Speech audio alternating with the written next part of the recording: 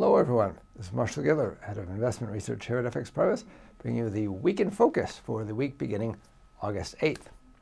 It's a fairly quiet week this week, which makes it a good one for me to be on vacation.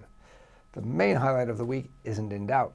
The market's pricing in a 100% probability of a cut at the Reserve Bank of New Zealand's meeting on Thursday, New Zealand time. In fact, it's pricing in 100% probability of at least one more cut after that this year, maybe even two more. The RBNZ made it clear what would happen at this meeting after it took the unusual step of issuing an interim economic assessment that largely consisted of complaints about the high exchange rate and low inflation, and concluded that it seems likely that further policy easing will be required to hit its inflation target. They added that a decline in the exchange rate is needed, and you can assume that they'll try to accomplish that. The Kiwi does look overvalued, I have to admit. Bloomberg calculates it's the most overvalued currency on a CPI basis and the second most overvalued on a producer price index, PPI basis. On the other hand, the OECD rates it only slightly overvalued, and Big Macs are quite cheap there, if you like Big Macs. But with the highest interest rates in the G10 and carry trades becoming popular again, the RBNZ has a lot of cutting to do, especially since the Australian dollar, the second highest yielding G10 currency, is also pricing in one more rate cut this year. The RBNZ will be fighting the market to depreciate its currency. The other feature this week will be a large number of China releases. No GDP data, but trade, industrial production, retail sales, and some monetary figures. The data are expected to show a continuation of the modest slowdown that we've been seeing recently.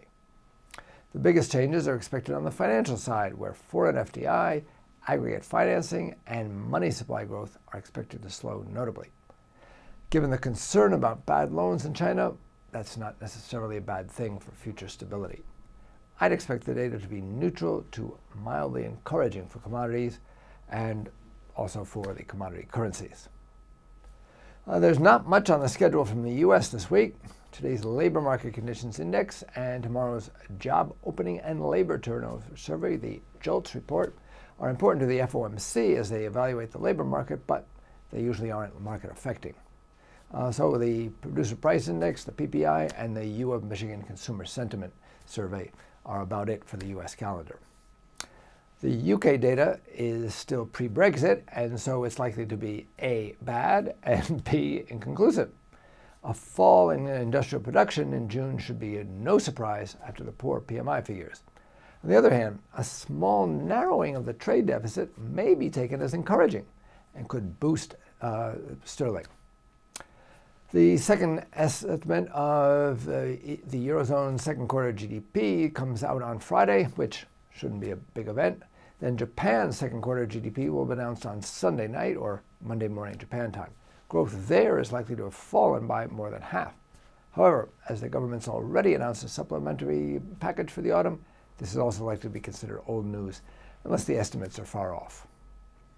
As I said, I'll be on vacation with my family this week, so I'll talk with you again a week from now. This is Marshall Gittler, Head of Investment Research at FXPRIMUS. Get more market insights on our education pages and turn your trading ideas into action with FXPRIMUS, the safest place to trade.